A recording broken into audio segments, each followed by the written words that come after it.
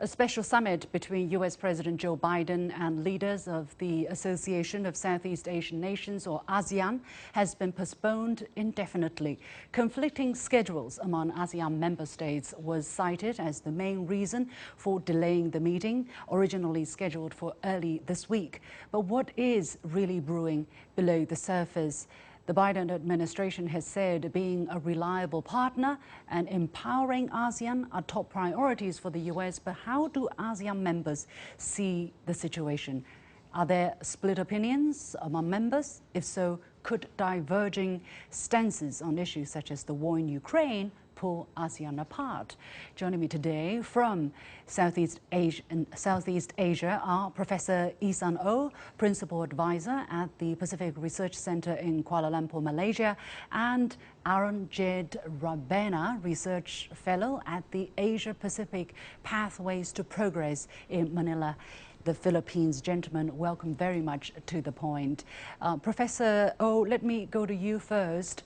When it originally announced the summit, the White House said it is a top priority for the Biden-Harris administration to serve as a strong, reliable partner and to strengthen an empowered and unified ASEAN to address the challenges of our time.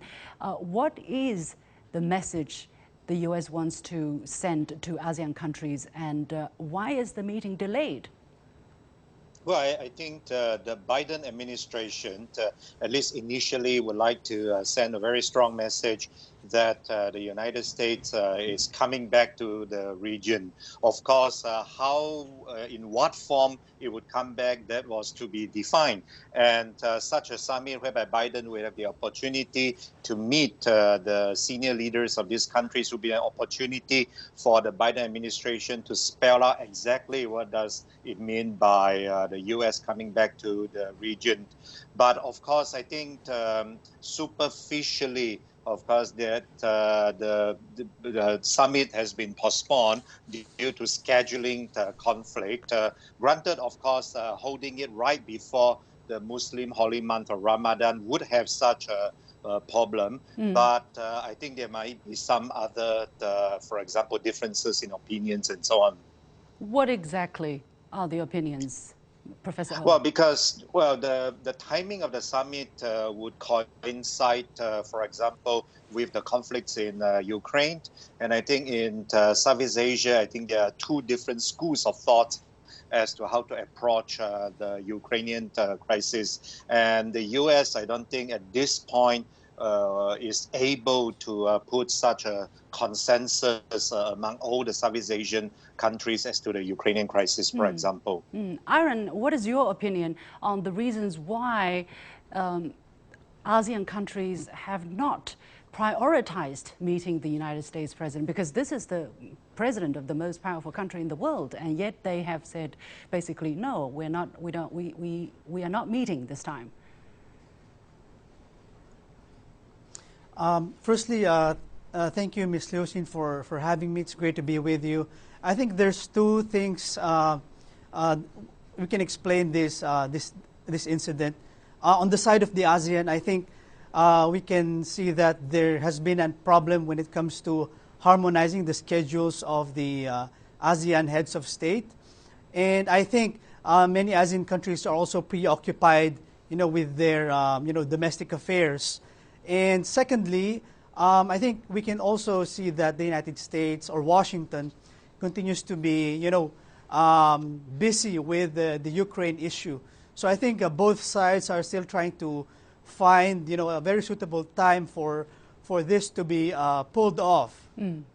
Okay.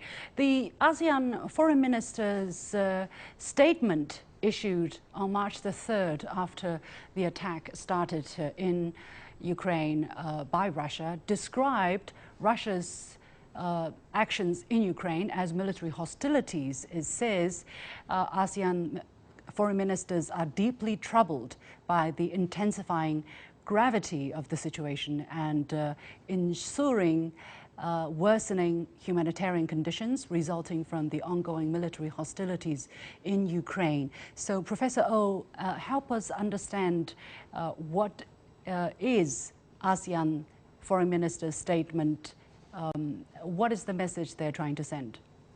Well, you see, the diplomatic language by necessity typically is very measured, right? I think among ASEAN countries, there are those who viewed this crisis as some form of Russian invasion or incursion into Ukraine. But on the other hand, I think there are also other ASEAN countries which would see this from the Russian point of view, namely, for example, calling it special military operations, right? So when you use terms such as hostilities or conflicts, even though they will sound very serious, but they're actually very neutral terms. So I think the ASEAN foreign ministers, they are trying to, in a sense, balance both sides of the opinion in the absence of a consensus as to how to approach the Ukrainian crisis. Yeah. Their positions are indeed mixed, Professor Oh, as you mentioned, because during the UN General Assembly vote early in March, for instance, that resolution which passed by a big majority deploring Russia in strongest possible terms, we have among the 10 members of ASEAN, we have Cambodia, Brunei, Indonesia, Malaysia, Myanmar, the Philippines, Singapore and Thailand voting in favor, meaning they deplore this war in the strongest possible terms. But we also have Vietnam and Laos abstaining from that motion, which means they don't want to take sides, they don't approve it, they don't disapprove it. As for sanctions, we have, to our knowledge, Indonesia, Malaysia and Vietnam, who have publicly stated their opposition against sanctions, U.S. unilateral sanctions against Russia. But Singapore has publicly joined the sanction against Russia. So, Aaron, how shall we look at the kind of divided unity, or is there how divided or how united our ASEAN countries are on this issue, and is this a problem for ASEAN? Yeah, I think you know, Ms. Leo, ASEAN is when it comes to economics, in the area of economics, ASEAN is pretty unified. ASEAN is very inclusive. ASEAN wants to engage with everybody. But when it comes to the politics, that's really where you find ASEAN polarized. And the reason why is that because ASEAN member states have, you know, different inclinations when it comes to, you know, political values. Some are more liberal than others. If you would look at, you know, Vietnam and Laos, politically, they're pretty much aligned with Russia. If you would look at history as well, you know, their relations started, you know, way back the days of the Soviet Union. And also when it comes to Indonesia, Malaysia and others, we have to understand that, you know, in terms of defense, they source a lot of military hardware from Russia. And if you have a lot of military relationship with another country, you know, that means you have a very strong political relationship also with that particular country. So I think this is how it's playing out. And other countries in ASEAN are also pretty much, you know, more aligned with the West, like the United States. Other countries in ASEAN have alliances with the West. So this is where you see that, you know, ASEAN is you know, divided and somehow polarized. Singapore has stood out with a very different position, Professor Oh. Although not a treaty ally to the United States, but it's considered one of the strongest security partners in the region. In fact, Lee Hsien Loong, the Prime Minister of Singapore, who is also very well regarded here in China, flew to Washington and he stood next to the US President, and they had a joint press conference on Tuesday after a face-to-face meeting, and he called the partnership between the US and Singapore as long-standing and multifaceted. He also said Singapore strongly condemns the unprovoked attack on Ukraine by Russia. He also said this, that the US has played an important and constructive role in the Asia-Pacific for nearly 80 years, and Singapore has consistently a strong US presence in Singapore basically, welcomes a strong U.S. presence in the region through Singapore's words and actions. So, Professor Oh, how do you look at the position of Singapore? Why is it so high profile, aligning with the United States on this issue? Well, Singapore is a very small island nation, and frankly speaking, sometimes it would have, for example, the apprehension that it could easily be invaded or even occupied by some other countries.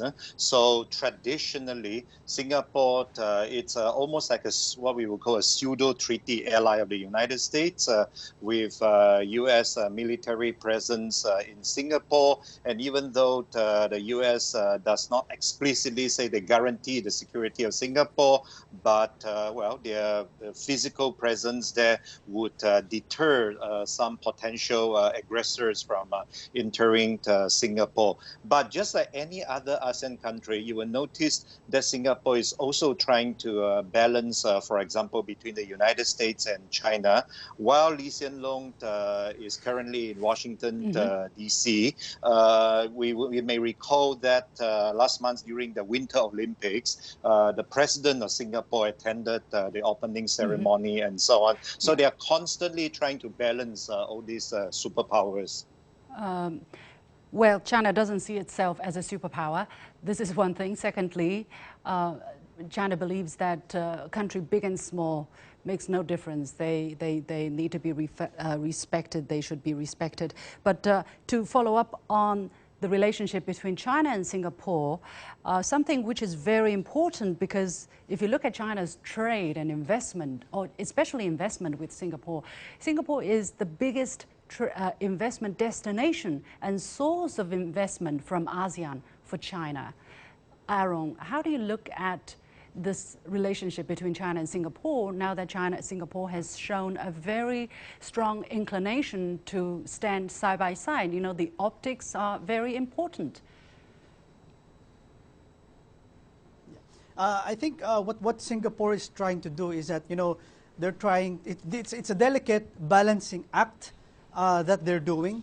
You know, on the one hand, when it comes to, let's say, political values or principles, you know, they follow the lead, or they are aligned with the United States, but at the same time, they also do not want to abandon the kind of, you know, economic engagement that they have with China. Because if you have economic engagement with a certain country, you know, that could lead to, you know, that helps in creating a politically and diplomatically stable relationship. So Singapore does not want to, you know, take that away from China, and Singapore wants to maintain that.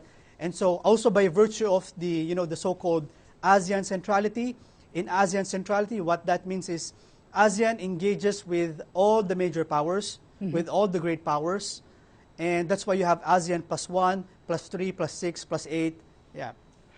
I do want to point out this is something also significant as well. While ASEAN members have said we have a conflicting schedule to arrange a meeting with the US president earlier this week, China has announced on Monday that leaders of Indonesia, Thailand, leaders or senior officials from Indonesia, Thailand, Philippines and Myanmar will visit China at China's invitation later this week. It seems that they don't have these conflicting schedule problem here visiting China. Professor Oh, how do you look at that? Well, I think with meeting the U.S. president, it is very untimely for the moment with the Ukrainian crisis and even with the Myanmar crisis. You see, for example, during in the Myanmar issue, Southeast Asian countries, ASEAN countries are actually looking for more leadership, for example, from the United States. But the U.S., I don't think, at least at this point, is quite preoccupied with the situation in Ukraine and so on, and not ready to provide the kind of leadership as to how to resolve the Myanmar issue at the moment. So you see then that there is, how would we put it, the US is demanding something from the ASEAN side, which ASEAN is not ready to perhaps give, namely a consensus on Ukraine. But on the ASEAN side, when we look for more leadership on the Myanmar issue, the US is not forthcoming on that. So it is not a timely really moment to meet up at the moment, because you cannot issue any sort of consensus agreement after that. All right. Well, last question. I am going to ask Aaron to be fair, but it's a tough one because U.S. President Joe Biden said this very off script, which caught the world's attention. He made an off script remark over the weekend in a speech in Poland where he said Russian President Vladimir Putin cannot remain in power.